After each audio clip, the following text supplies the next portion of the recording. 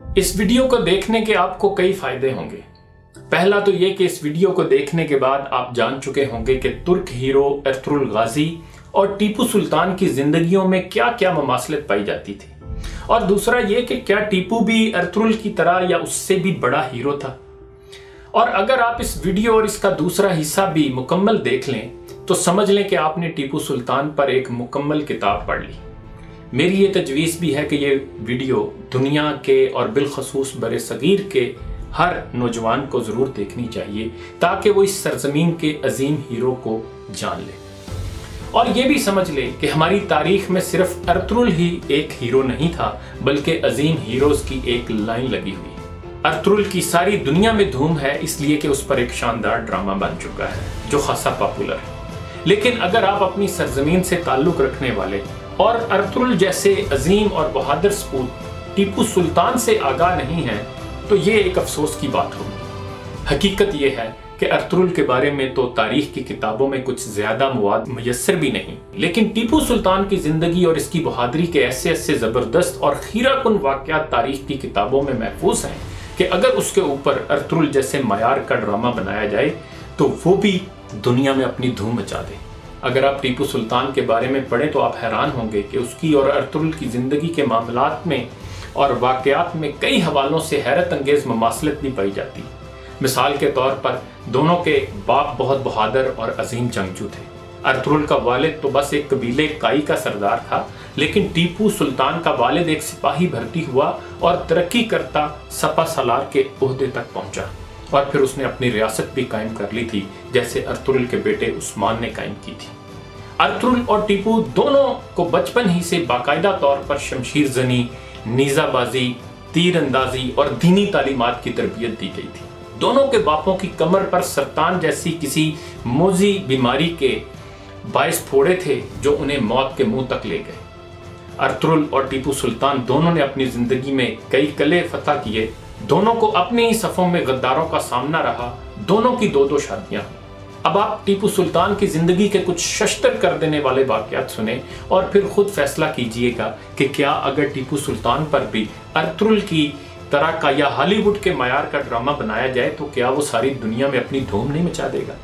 वो हीरो जिसकी कहानी अर्तुगरुल की तरह फर्जी वाक़यात पर नहीं बल्कि उसकी जिंदगी के असली और हकीकी वाक़यात पर मबनी होगी। टीपू सुल्तान 20 नवंबर 1750 को जुम्मा के दिन पैदा हुआ। उसका दूसरा नाम फतेह अली था। टीपू के वालिद हैदर अली अरकाट के एक दरवेश के अकीदतमंद थे और उन्हीं के नाम पर उन्होंने अपने बेटे का नाम टीपू रखा। किनारी ज़ुबान में जो कि जनूबी हिंद में बोली जाती थी, टीपू के मानी चीते के हैं। टीपू का मकबरा अरकाट में आज भी ज़ियारत गाहे खासो आम है। टीपू की खसूसी तरबियत के लिए उसके वालिद हैदर अली ने अरबी, फारसी, अंग्रेज़ी और फ्रांसीसी तालीम के लिए आला उसातिज़ा का इंतज़ाम किया। वो बचपन ही से बहुत लायक और होनहार था। उसातिज़ा की तवज्जो और अपनी ज़हनी सलाहियतों की वजह से बचपन की सीढ़ियाँ अबूर करता हुआ जो ही वो नौजवानी की मंजिल को पहुंचा तो घुड़सवारी, शमशीर जनी, नेज़ाबाजी, निशानाबाजी और तीर अंदाजी जैसे जंगी तरीके बहुत जल्द सीखता चला गया और साथ ही साथ अपने बाप के हमरा मैदान जंग में शरीक होने लगा। उसने अपनी सलाहियतों और काबिलियतों का ऐसा मुजाहरा किया कि आगाज़ शबाब ही में वो एक लायक जर्नैल बन गया। जब उसकी उम्र 31 बरस थी तो हैदर अली ने उसे 8000 सवार फौज के साथ मरहटों के मुकाबले के लिए भेज दिया। उसने दरियाए कावेरी के किनारे डेरे डाल दिए और उस वक्त मरहटा फौज धर्मपुरी में लूट मार में मसरूफ थी। सुल्तान ने अपनी खुदादाद सलाहियत से उनके हालात का खूब जायजा लिया और मौका पाकर चुपके से उनकी फौज में भेस बदल कर शामिल हो गया और उसी आलम में अपनी फौज को मरहटों पर गोलियां बरसाने का हुक्म दे दिया। इस अचानक आफत से दुश्मन ऐसा बौखलाया कि भाग खड़ा हुआ और लूटा हुआ माल भी वहीं छोड़ गया। उस मार्के में उसके हाथ जो माले गनीमत लगा उसमें 4000 घोड़े और मालो जर से लदे हुए सैकड़ों हाथी और ऊंट भी शामिल थे। टीपू की पूरी जिंदगी लड़ाइयों और जंगों में बसर हुई। उसने हर महाज पर दलेराना तौर पर दुश्मन का मुकाबला किया और मर्दाना वार मौत को गले लगा लिया, मगर दुश्मन के आगे हथियार नहीं डाले। जैसे अर्तुगरुल को मंगोलों और ईसाइयों के साथ साथ हक के रास्ते से हट जाने वाले दूसरे मुसलमान कबीलों और अपने ही सफों में पाए जाने वाले गद्दारों से मुकाबला करना पड़ा, इसी तरह टीपू को भी 4 तरह के दुश्मनों का सामना रहा। انگریز، مرہٹے، ہندو مسلمان ریاست نظام حیدرآباد اور ان کے علاوہ اپنی صفوں میں موجود غدار۔ ٹیپو کے خدا کی ذات پر ایمان اور اس کو حاصل یقین کی طاقت کا اندازہ اس واقعہ سے کیا جا سکتا ہے کہ جب وہ قلعہ دھاڑواڑ فتح کرنے کے لیے جا رہا تھا تو اس کے راستے میں دریائے تنگ بھورا حائل تھا۔ اس وقت دریا میں طغیانی آ گئی تھی جس کی وجہ سے سلطانی افواج اسے عبور نہ کر سکتی تھی۔ سلطانی افواج نے دریا کے کنارے کئی دن تک انتظار کیا مگر دریا کی طغیانی تھمنے کا نام نہیں لے رہی تھی۔ اسی عالم میں ایک دن ٹیپو نے جذبات کے عالم میں کہا کہ دریا بھی ہمارے حریفوں کا طرفدار ہے، اس پر بھی گولہ باری کی جائے۔ خدا کی حکمت اور قدرت دیکھیے کہ جب سلطانی افواج نے دریا پر گولہ باری کی تو دریا کا پانی اترنا شروع ہو گیا اور چند گھنٹوں میں ہی دریا کا پانی معمول پر آ گیا۔ سلطان کی بہادری کا اندازہ اس واقعہ سے بھی کیا جا سکتا ہے جو شمیم علی خان نے اپنی کتاب شیر میسور مجاہد اسلام ٹیپو سلطان شہید کے نام سے لکھی، جسے علم و عرفان پبلشرز نے شائع کیا ہے۔ اس واقعہ کے مطابق ٹیپو اپنے ایک فرانسیسی دوست افسر کے ساتھ شکار کے لیے جنگل میں گیا تو ایک شیر اچانک ان کے سامنے آ گیا۔ فرانسیسی افسر نے شیر پر فوراً بندوق تان لی مگر سلطان نے اسے کہا کہ مت گھبرائیں، بندوق ہٹا لیں اور شیر کو آگے آنے دیں۔ شیر غراتے ہوئے سلطان ٹیپو پر جھپٹنے کے لیے اس کی طرف بڑھا تو ٹیپو نے تلوار کے ایک ہی وار سے اسے ڈھیر کر دیا۔ سلطان کو شیروں سے اس قدر رغبت تھی کہ اس نے اپنے محل میں بہت سے شیر پال رکھے تھے۔ شیر اس کو بہت پسند تھا۔ سلطان کا محل اور مسجد کے گنبد شیر کے رنگ میں ہی رنگے گئے تھے۔ اس کا تخت بھی شیر کی صورت کا بنایا گیا تھا۔ یہ سونے کا تخت تھا اور اس پر اس وقت 2 کروڑ روپے لاگت آئی تھی۔ اس تخت کی بناوٹ ایسی تھی کہ یہ شیر کی پشت پر رکھا ہوا معلوم ہوتا تھا۔ یہ تخت آج کل ونڈسر کیسل انگلستان میں رکھا ہوا ہے۔ ٹیپو نے شیر کی طرح کا ایک باجا بھی بنوایا تھا جس کے منہ میں انگریز جکڑا ہوا تھا۔ جب باجے کا منہ کھلتا تو شیر دھاڑتا تھا اور انگریز چیخیں مارتا تھا۔ اس نے اپنے ہتھیاروں پر بھی اسد اللہ الغالب یعنی اللہ کا شیر غالب ہے لکھوایا تھا۔ اس نے بیری رنگ کا کپڑا بھی تیار کرایا جس پر شیر کا رنگ اور دھاریاں بنی ہوئی تھیں۔ وہ خود بھی یہی کپڑا پہنتا تھا۔ اور یہ بھی ایک حقیقت ہے کہ ٹیپو نے صرف شوقیہ طور پر ہی شیر کو پسند نہیں کیا بلکہ خود اپنے کردار و اعمال سے بھی اپنے آپ کو شیروں جیسی صفات کا حامل ثابت کیا۔ ٹیپو سلطان ایک طرف تو ایک نڈر اور بے خوف جنگجو تھا تو دوسری طرف جنگ کا ماہر سپہ سالار بھی۔ بطور حکمران اگر وہ ایک بہترین منتظم تھا تو دوسری طرف اپنی رعایا کے لیے روادار اور رحم دل بھی۔ مختصر یہ کہ وہ ارطغرل غازی کی طرح واقعی ایک مسلمان ہیرو تھا اور اس میں وہ تمام اوصاف اور خوبیاں موجود تھیں جو ایک ہیرو میں ہونی چاہیے۔ وہ ایک راسخ العقیدہ مسلمان تھا اور اکثر کہا کرتا تھا کہ مسلمان پر غلامی کی زندگی حرام ہے۔ کافروں کو خراج دینا کسی صورت جائز نہیں۔ اس کی سلطنت میں جمعہ اور عیدین کے موقع پر خطبوں میں جہاد کی ترغیب دلائی جاتی تھی۔ وہ زیادہ تر سفید لباس پہنتا تھا اور دستار پر ایک سفید رومال بندھا ہوتا تھا۔ وہ ارطغرل غازی کی طرح کمر کی پیٹی میں خنجر اور تلوار لٹکائے رکھتا تھا۔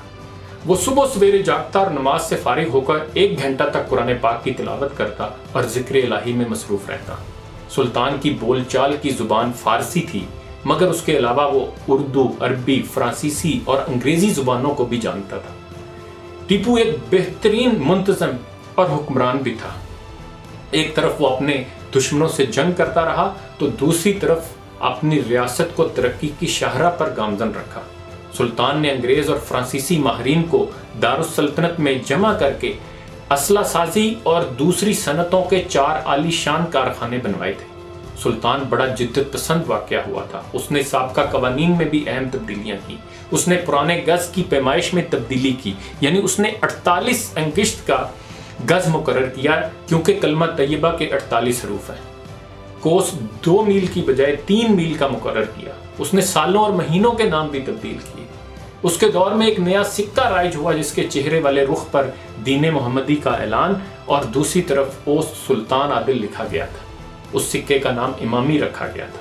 اس کی رواداری کا یہ عالم تھا کہ ایک طرف مسجدوں کو جاگیریں عطا کی تو دوسری طرف وہاں کے مندروں کے نام بھی جاگیریں کر دی تھی تاکہ ان کے اخراجات پورے ہوتے رہے۔ اگر کسی مندر میں بھی کوئی خاص مذہبی تقریب منعقد کی جاتی تو اس کا سارا خرچہ سلطان اپنی جیب سے برداشت کرتا تھا۔ اس کا ایک وزیر اعظم کشن راؤ بھی ہندو تھا جو غدار ثابت ہوا۔ اس نے اپنی سلطنت میں جگہ جگہ یتیم خانے اور سرائیں تعمیر کروائی تھیں۔ وہ دینی اور دنیوی معاملات میں یکساں قابلیت رکھتا تھا۔ وہ اعلیٰ درجے کا نثر نگار اور شاعر بھی تھا۔ اس نے قومی معاملات پر مشتمل ایک کتاب تحفۃ المجاہدین لکھوائی۔ اس کتاب کے بہت سے احکام سلطان کی خاص نگرانی میں لکھے گئے تھے، اور اس کتاب میں بہت سے مضامین اور اشعار بھی خود سلطان کے تصنیف کرتا تھا۔ اس کی علم دوستی کا ثبوت اس یونیورسٹی سے ملتا ہے جو اس نے سرنگا پٹم میں قائم کی تھی، اور اس میں مذہبی تعلیم کے علاوہ تجارت، جنگ اور دوسرے علوم کی تعلیم بھی دی جاتی تھی۔ بطور جرنیل اس نے جنگی حکمت عملی اور عسکری تدابیر پر مشتمل فوجی قوانین کا ایک مجموعہ کتابی صورت میں تیار کیا تھا جس کا نام فتوحات غازیاں رکھا گیا۔ اس نے سمندری کمانڈروں کی ایک جماعت قائم کی جس کے 11 اراکین تھے۔ ان اراکین کا لقب مریم رکھا گیا تھا۔ سلطان نے ان کو جہازوں کے نمونے بھیجے تھے کہ اس طرح کے جہاز تیار کیے جائیں، اور جہازوں کے پیندوں کے متعلق تجویز دی کہ تانبے کے لگائے جائیں۔ یعنی بہترین سپہ سالار ہونے کے ساتھ ساتھ وہ امیر البحر بھی تھا اور جنگی بیڑوں کی بناوٹ میں اہم مشورے دیتا تھا۔ اس کی بحری فوج میں تقریباً 20 چھوٹے اور 20 بڑے جہاز تھے۔